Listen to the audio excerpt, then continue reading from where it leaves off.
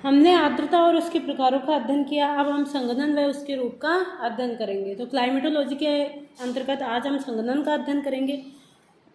तो इसका अध्ययन करने से पहले हमें 3 डेफिनेशन का पता होना चाहिए कि संघनन कहते किसे हैं।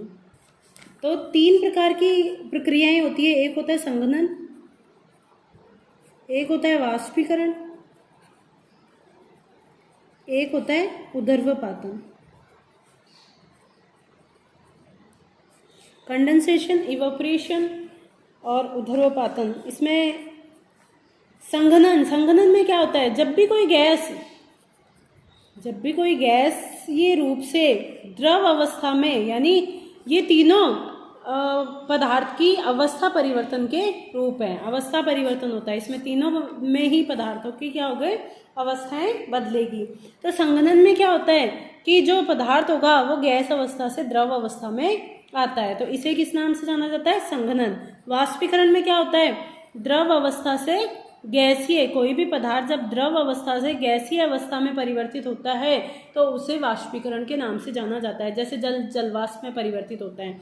संघनन में क्या होता है, जलवाष्प वापस जल में परिवर्तित होती है। एक क्रिया होती है ऊर्ध्वपातन। इसमें क्या होता है, जब बीच वाली अवस्था यानी कोई भी पदार्थ जब ठोस अवस्था से सीधे गैस अवस्था में परिवर्तित, द्रव अवस्था को प्राप्त नहीं करता, ठोस से सीधे गैस में परिवर्तित हो जाता है, तो इसे ऊर्ध्वपातन कहा जाता है। तो हम अध्ययन कर रहे हैं संघनन का, अर्थात जलवाष्प का पुनः जल की बूंदों के रूप में परिवर्तित होना। तो जल के गैसीय अवस्था से तरल या ठोस अवस्था में, यानी बर्फ के रूप में, हिम के रूप में परिवर्तित होने की प्रक्रिया को संघनन कहा जाता है। यदि हवा का तापमान औसांक बिंदु, हमने देखा था एक टेम्परेचर होता है, वह टेम्परेचर जिस पर हवा अपनी सापेक्षिक आर्द्रता 100% कर लेती है, उस टेम्परेचर को, उस हवा का औसांक बिंदु कहते हैं। तो औसांक बिंदु से नीचे पहुंच जाए तो संघनन की क्रिया प्रारंभ हो जाती है, क्योंकि सापेक्षिक आर्द्रता 100% हो जाती है। तो संघनन की प्रक्रिया पर वायु के आयतन, टेम्परेचर, वायुदाब और आर्द्रता सबका प्रभाव पड़ता है। यदि संघनन हिमांक यानी फ्रीजिंग पॉइंट से नीचे के टेम्परेचर पर होगा तो जलवाष्प जो होगी वो किसमें, हिमकणों के रूप में परिवर्तित हो जाएगी। तो तुषार, हिम व पक्षाभ मेघ का निर्माण होता है। अर्थात जो ड्यू पॉइंट है, ये ड्यू पॉइंट फ्रीजिंग पॉइंट से अगर नीचे है तो उससे स्नो, फ्रस्ट और पक्षाभ मेघों का निर्माण होता है।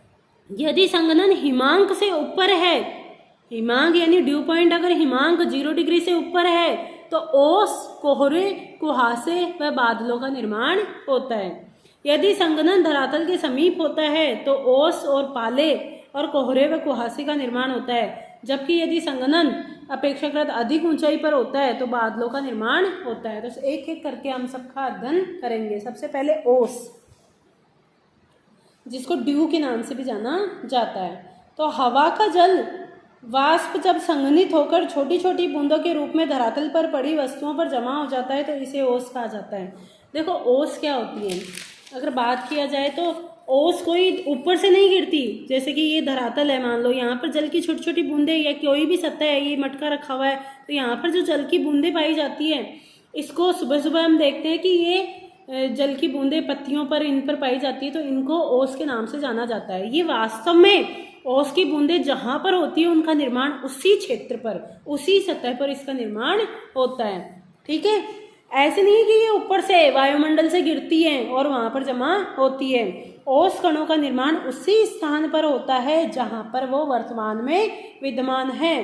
तो ये कैसे होता है, जैसे ही मान लो कि रात के समय क्या होता है, धरातल या कोई भी सतह जो है, पेड़ पौधे मान लो, उनकी सतह क्या हो जाती है, टेम्परेचर उनका क्या हो जाता है, कम हो जाता है। जैसे ही टेम्परेचर कम होता है तो जैसे ही हवा इस सतह से टकराती है तो इस हवा का टेम्परेचर भी क्या हो गया, कम हो गया। जैसे ही टेम्परेचर कम हुआ तो क्या होगा, इसमें इसकी आर्द्रता धारण करने की क्षमता कम हो गई। आर्द्रता धारण करने की क्षमता कम होते ही इसमें जो अतिरिक्त आर्द्रता है वो इसी सतह पर छोड़कर चली जाएगी हवा। तो इस प्रकार से ओस का निर्माण होता है। ओस के निर्माण के लिए साफ आकाश, लगभग शांत वायुमंडल, उच्च सापेक्षिक आर्द्रता, ठंडी व लंबी रातों का होना आवश्यक है। अर्थात ओस के लिए वही आवश्यक दशाएं होनी चाहिए जो तापमान की विलोमता के लिए आवश्यक होती है।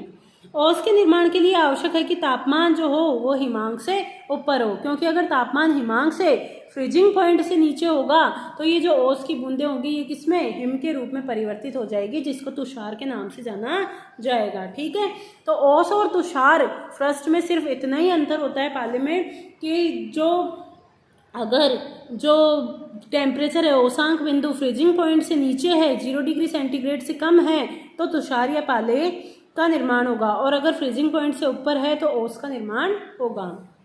तो तुषार या पाला जब संघनन की क्रिया हिमांक से नीचे फ्रीजिंग पॉइंट से नीचे होती है, अर्थात उसका टेम्परेचर क्या होगा, ड्यू पॉइंट का 0 डिग्री सेंटीग्रेड से कम होगा, तो जलवाष्प जल कणों के बदले हिम कणों में परिवर्तित हो जाती है। इसे ही तुषार फ्रस्ट या पाला कहा जाता है। ठीक है,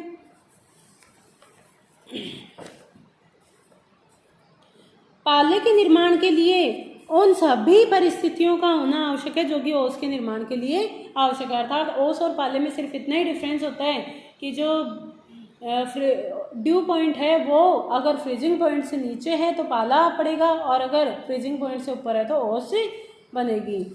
एक डिफरेंस और होता है, जो पाला होता है जो होता है, कई बार क्या होता है कि पानी जब यहाँ पर जमा हो जाता है रात में, शीतकालीन रातों में, तो ये पानी जो होता है जैसे ही टेम्परेचर क्या होगा 0 डिग्री से नीचे चला गया तो ये बर्फ़ के रूप में परिवर्तित हो जाता है, अर्थात ओस भी बर्फ़ में बदल जाती है। ओस या पाला ऊपर से नहीं गिरता, बल्कि ये वहीं पर बनता है जहाँ पर हम इसे देखते हैं। जो अतिरिक्त आर्द्रता होगी उसी सतह पर जमा होगी जिसका टेम्परेचर क्या हो गया, कम हो गया, अर्थात ओस व पाले का निर्माण उसी स्थान पर होता है जहाँ पर वह दिखाई दे रहा है। अब है कोहरा या फिर फोग।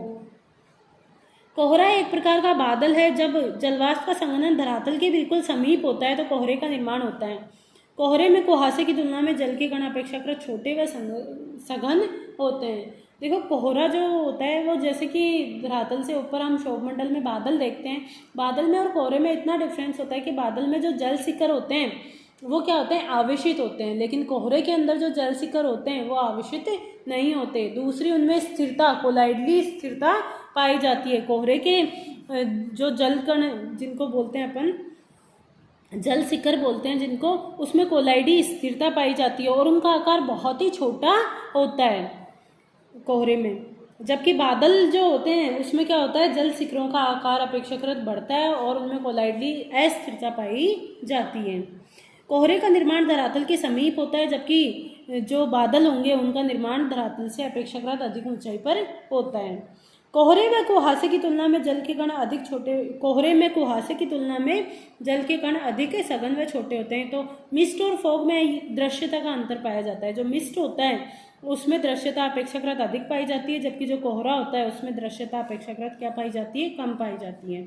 तो कुहासा भी, मिस्ट भी एक प्रकार का कोहरा है जिसमें कोहरे की तुलना में जो दृश्यता होती है वो अधिक दूर तक, यानी इसमें जो व्यक्ति होता है वो अधिक दूरी तक की वस्तुएं निकट साफ देख सकता है, जबकि कोहरे में जो वस्तुओं को देखने की सीमा है वो अपेक्षाकृत क्या होती है, कम दूरी होती है।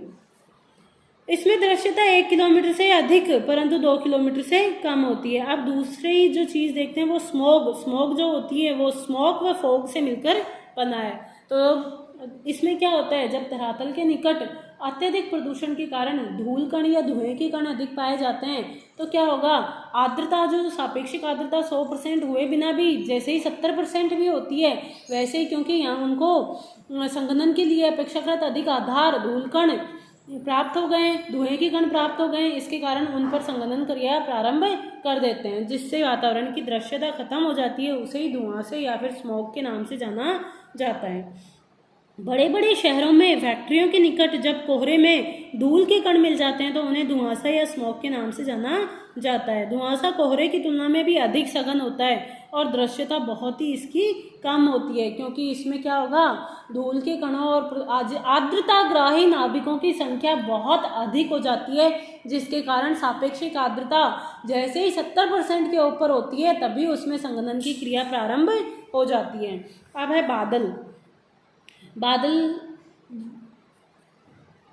बादल का हम विस्तृत अध्ययन करेंगे। अब